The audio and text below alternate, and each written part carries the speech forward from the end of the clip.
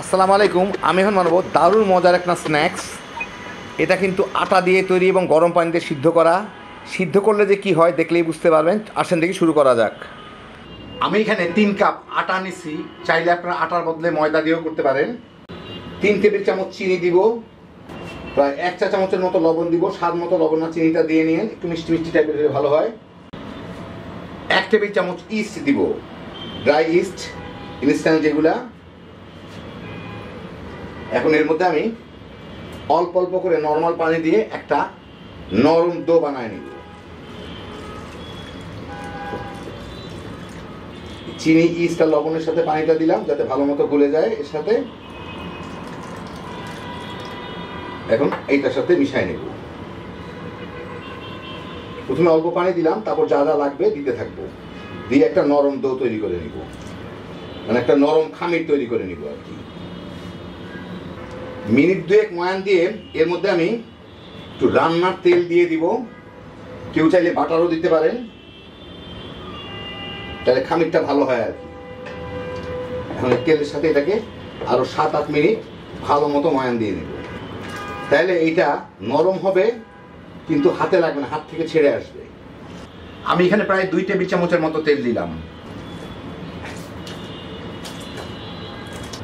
তো ভালো মতো ময়ান দিয়ে নিলাম, প্রায় 8-10 মিনিট একদম আঠা আঠা হয়ে যায়।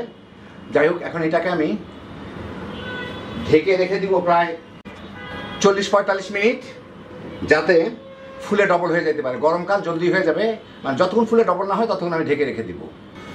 আমি একটা ফ্রাই প্যানে একটু তেল গরম করে প্রায় 2 টেবিল চামচ তেল নিছি। 1 কাপের মতো পেঁয়াজ একটু মোটা করে কাটছি, ওগুলা দিব। দিয়ে পেঁয়াজগুলাকে মাঝারি আছে একটু ভেজে নিব। এটাকে বাদামি দাগ লাগা পর্যন্ত, সাইডে যখন বাদামি দাগ লাগবে একটু, ততক্ষণ পর্যন্ত আমি এটাকে ভাজবো।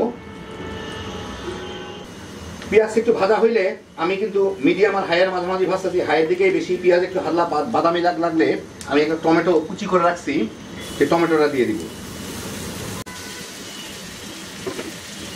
এর সাথে একটু লবণ দিয়ে দিই। পেঁয়াজটা একটু কড়া করে ভাজা হবে আর টমেটোটা একটু গলে গলে যাবে। এইটাকে মিনিট খানেক ভেজে নিব, একদম গলাবো না, টমেটোটা একটু নরম হওয়া পর্যন্ত। মিনিট খানেক ভেজে আমি এর মধ্যে কটা কাঁচামরিচ দিয়ে দিব। এই 1 প্যাকেট যে ইনস্ট্যান্ট মশলাগুলো পাওয়া যায়, সবজির মশলা, ওইটা 1 প্যাকেট দিলাম। আপনারা ইচ্ছা করলে জিরা, ধনিয়া এগুলো দিয়ে দিতে পারেন। আমি এটা দিলাম, অল্প মশলায় ছেড়ে ফেলি। এইটা একটু নাড়াচাড়া করে নিই।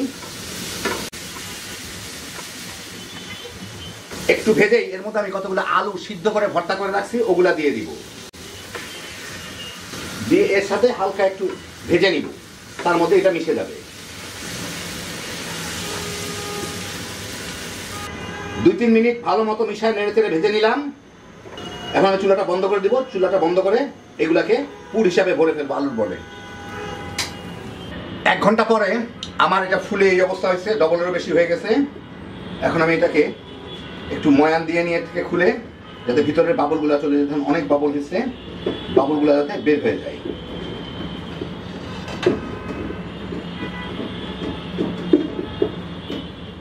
হাতে একটু আটা নিয়ে নিলাম, এটাকে লেগে যাতে না যায় ভালো মতো একটু ময়ান দিয়ে নিই। ভালো মতো ময়ান দিয়ে নিলাম। এখন আমি এর থেকে লেচি কেটে নিব। এই জন্য এটার উপরে আমি একটু আটা ছিটাই নিই, নরম লেগে যাবে। এটাকে এর মধ্যে নিয়ে লম্বা করে আমি এর মধ্যে থেকে ছোট ছোট করে লেচি কেটে নেব। এরকম এরকম ছোট ছোট ছোট ছোট লেচি কেটে নেব। আলুগুলাকেও আমি এইভাবে বল বলের মতো করে নিছি। এখন এখান থেকে একটা লেচি নিয়ে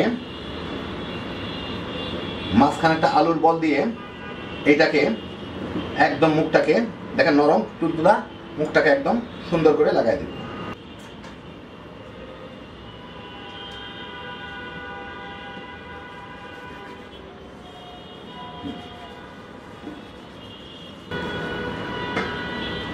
সুন্দর করে গোল করে আমি একটা প্লেট তেল লাগাই নিছি, ওর মধ্যে রেখে দিব। এটা যাতে একটু ফুলে যায়। আমি বাকিগুলা করতে করতে এটা কিছুটা ফুলে যাবে।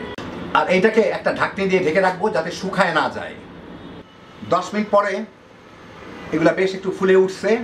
10 মিনিট পরে আমি একটা কড়াইয়ে কিছু পানি ফুটায় রাখছি। এখন এই পানির মধ্যে দিয়ে আমি এগুলাকে সিদ্ধ করে নেব। তো এখান থেকে এগুলোকে উঠাই আমি সমান করে পানির মধ্যে ছেড়ে দিই।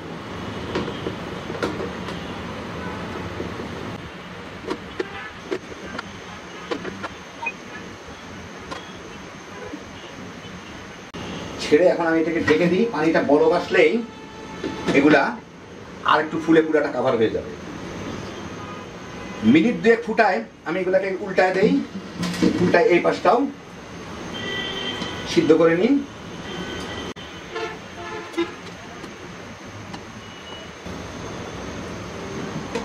আবার ঢেকে দিয়ে 4-5 মিনিট জাল দিব। এখন পুরাটাই সিদ্ধ হয়ে ফুলে উঠবে। 5-6 মিনিট জাল দিয়ে আমি এখন এগুলাকে পানি থেকে উঠায় নিব। দেন পুরে কত বড় বড় হয়ে গেছে। আমি একটা প্লেটের মধ্যে একটু তেল লাগাই দিচ্ছি, তার মধ্যে নিব যাতে আঠার মতো লেগে না যায়। গায়ে যেটুকু পানি আছে সেটুকু কিন্তু এমনি চলে যাবে। সবগুলোকে আমি তুলে নিই। এখন একটা কড়াই আমি মাঝারি আছে তেল গরম করে নিছি, এর মধ্যে এইগুলাকে দিয়ে আমি ভেজে নিব।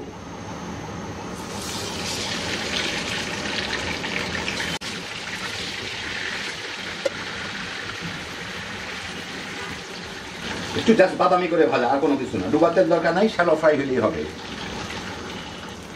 4-5 মিনিট একদিক ভেজে আমি এগুলাকে উল্টা দিয়ে ওই দিকটাও এরকম বাদামি করে ভেজে নিব।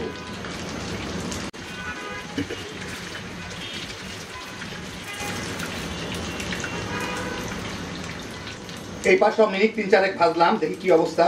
হ্যাঁ, মোটামুটি ভালোই হয়ে গেছে। এখন এগুলাকে আমি তুলে নিব। একটা প্লেটের উপর টিস্যু নিয়ে নিয়েছি, তার উপরে উঠে নিব, নিয়ে বাকিগুলোকে আমি ভেজে ফেলব।